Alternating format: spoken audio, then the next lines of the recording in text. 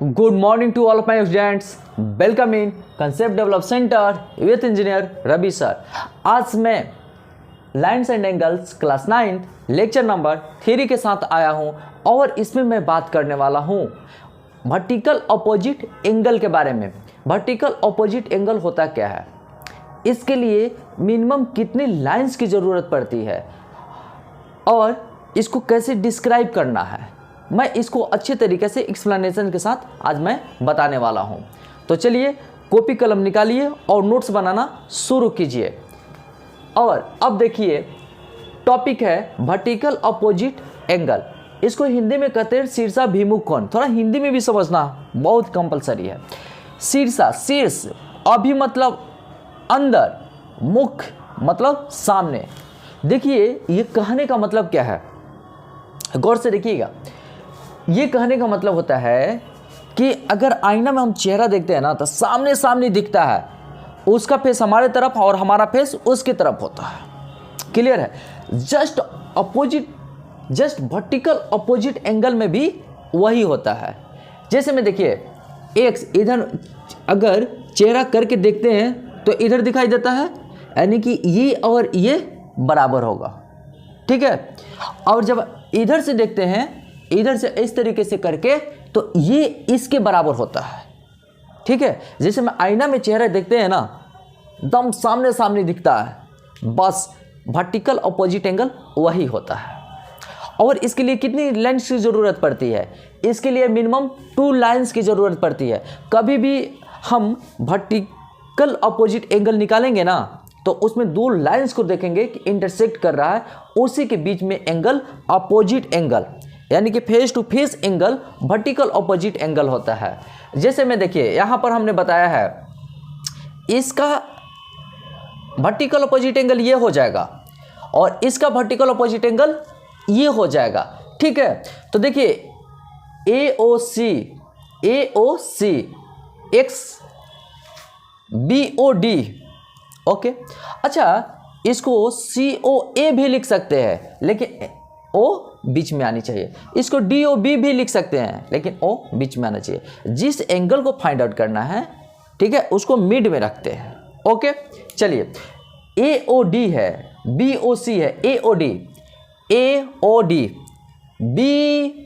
BOC ये है, तो ये भी दोनों एंगल बराबर। कहने का मतलब होता है जस्ट आईना में देख लीजिए चेहरा, अगर नहीं समझ में आ रहा है तो देखिए एक मैं बता रहा हूँ, ऐसे ऐसे ऐसे कम से कम 2 लाइन्स की ज़रूरत पड़ती है।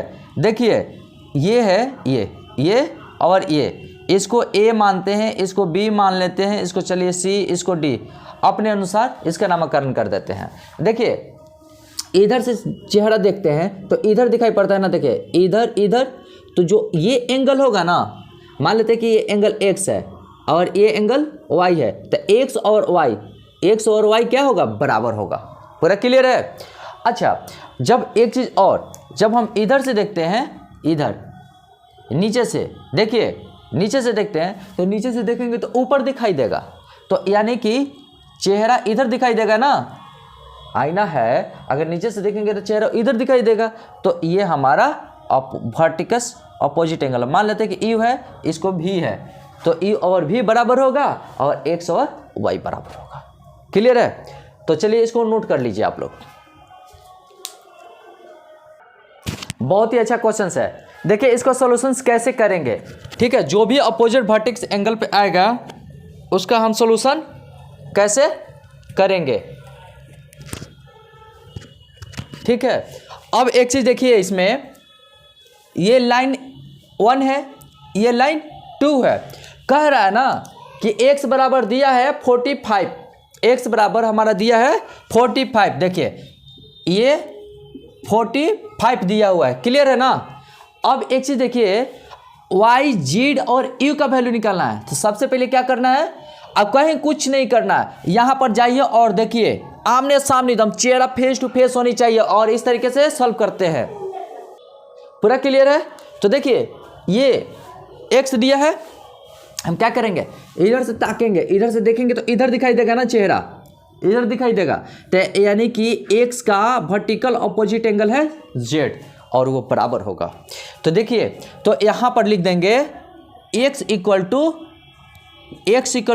जेड, यानी कि जेड बराबर कितना हो जाएगा 45 डिग्री, यानी कि 45 डिग्री होगा। अब कैसे हुआ, तो यहाँ पर लिख देंगे vertical opposite angle, vertical opposite angle, ऐसे भी लिख सकते हैं शॉर्ट में।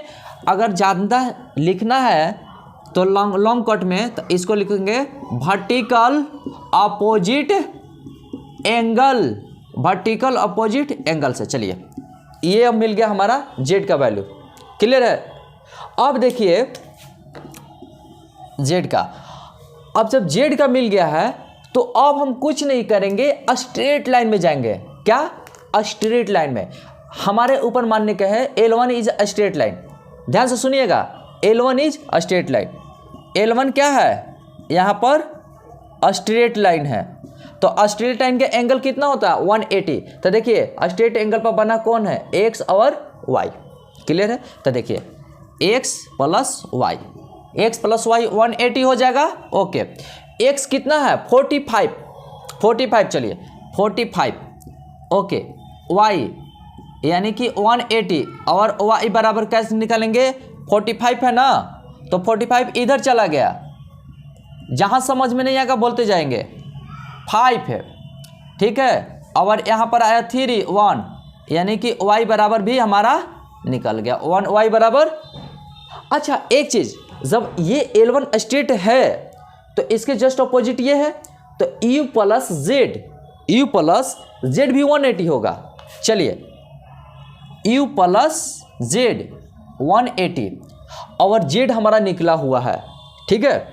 चलिए तो u प्लस 45 इक्वल टू 1, या एक चीज़ y बराबर 135 निकल गया है, तो y बराबर u लिख देंगे डम डायरेक्ट। देखिए ऐसे जैसे बनाना है जैसे बनाइए, कोई दिक्कत नहीं है, हर तरीके से स्ट्रेट लाइन लेकर बनाइए। अपोजिट जब हमारा ये निकल गया तो इसका अपोजिट कौन है, तो y बराबर u लिख देंगे। u बराबर कितना है 135, कैसे निकला, तो वर्टिकल अपोजिट एंगल, ये वाला लिख देंगे। कैसे निकला, vertical opposite angle, vertical opposite angle, पूरा क्लियर है। चलिए, क्योंकि हमने इसको वर्टिकल अपोजिट एंगल के बेसिस पे सॉल्व करने के लिए बताया है, ठीक है। सॉल्व करने के लिए मैं बता रहा हूँ किससे, वर्टिकल अपोजिट एंगल पे। चलिए अब देखिए x यहाँ है, देखिए यहाँ पर ये स्ट्रेट लाइन है ना, तो कैसे सॉल्व करेंगे देखिएगा। यहाँ पर ए बी इज,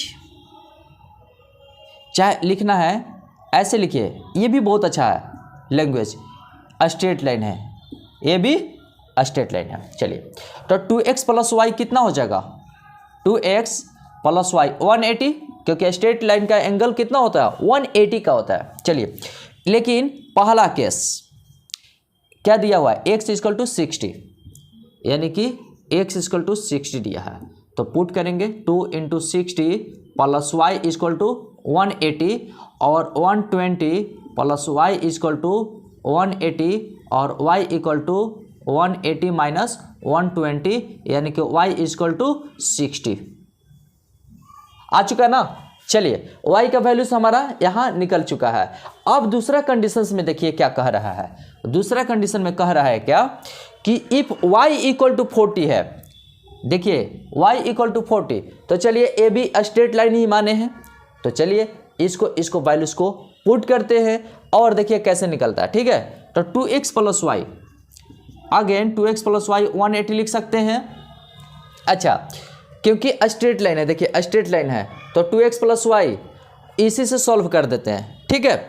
अब एक चीज़ देखिए, 2x plus Y, 2x x कितना है 60, यानी कि 2 गुना 60, सॉरी यहाँ पर y का वैल्यू है ना, देखिए b में y इक्वल टू कितना दिया है 40 दिया हुआ है, तो 2x प्लस 40 इक्वल टू 180 और 2x बराबर 180 माइनस 40 बराबर x इक्वल टू कितना आया 140/2, यानी कि 70 डिग्री आ गया, ठीक है। तो कितना आया इसका आंसर, x बराबर 70 डिग्री। ठीक है, इसी तरीके से सॉल्व करना है, आप इसको नोट कर लीजिए। ठीक है, ओके ना, बहुत ही बेहतरीन कंसेप्ट दे रहा हूं। ठीक है, कीजिए आप लोग नोट। इस तरीके का मैथ का सॉल्यूशन हम कैसे करते हैं। ठीक है, जरा से देखिए, यहां पर हम क्या निकालना है, एक्स वाई जेड का वैल्यूज निकालने हैं। अच्छा, चलिए, यहां पर कुछ नहीं लिखा है हमने, क्या निकालना है, वैल्यू एक्स वाई जेड का वैल्यू निकालना है। कैसे निकलेगा, तो देखिए, जस्ट हमने बताया है ना कि जस्ट सामने का लेते हैं, दो ही लाइंस का सिलेक्शन करते हैं। जिंदगी में दो ही लाइंस का सिलेक्शन करना, जब अपोजिट वर्टेक्स एंगल निकालना होगा तब। ठीक है, अब एक चीज देखिए, इसमें हमको ये लाइन का सिलेक्शन करता है और इस लाइन का सिलेक्शन करते हैं, तो ये एंगल दोनों बराबर होगा। हमने क्या बोला, दो लाइंस का सिलेक्शन करना है, तो हम देखते हैं, देखिए, taking line A B and C D, AD and C D लिया। अच्छा, देखिए, एडी एंड सी डी लिए, तो ये और ये क्या है, बराबर है, तो यानी कि x इक्वल टू 35 लिख देंगे। कैसे, बाई वर्टिकल अपोजिट एंगल, यहां से डायरेक्ट हमारा क्या हुआ, आंसर हुआ, क्योंकि यहां पर ये लाइन बताता है। ठीक है, अब एक चीज देखिए, अब हमको ये वैल्यूज निकल गया है। अच्छा, ये वैल्यूज निकला हुआ। अब देखिए 40 की ये जैसे 40 की तरफ से देखते हैं तो यू हमको प्राप्त होता है। देखिए 40 की तरफ से देखेंगे तो यू मिलता है, यानी कि उधर से चेहरा आईना में दिखेगा ऐसे। ठीक है, तो 40 बराबर यू, कैसे, अपोजिट वर्टिकल। लेकिन इसके लिए लाइंस लेंगे। ठीक है, देखिए, A B and E F, taking line A B and E F, ये लिखना कंपलसरी है। ठीक है, U इक्वल टू 40 डिग्री हो गया। ये कैसे होगा, बाई वर्टिकल अपोजिट एंगल से। ठीक है, ये भी हमारा इक्वल हो गया। अब एक चीज देखिए, x का वैल्यू निकल गया, u का वैल्यू निकल गया, y का, तो ये A B is straight line ले लेते हैं। ठीक है, A B is straight line, y का वैल्यूज निकल जाएगा। या एक चीज देखिए, नीचे भी देखिए, बहुत तरीके से ये मैथ सॉल्व होता है। ठीक है, अपना दिमाग लगा के सॉल्व करना है। देखिए, ए बी स्ट्रेट लाइन है, तो 40 प्लस जेड प्लस 35 मिलकर कितना बनेगा, 180। चलिए देखिए, हम लिखते हैं A B is straight line. यहां पर A B is straight line, चलिए लिख दिया। अच्छा, जब ए बी स्ट्रेट लाइन लिया तो 40 डिग्री प्लस जेड प्लस 35 मिलकर 180 बना दिया। ठीक है, यही कॉन्सेप्ट है।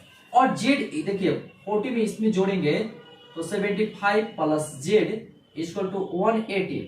अच्छा, जेड इक्वल टू 180 माइनस 75, यानी कि जेड इक्वल टू कितना आ गया है, देखिए इसको घटाएंगे तो 5 और 0 और 1, यानी कि ये।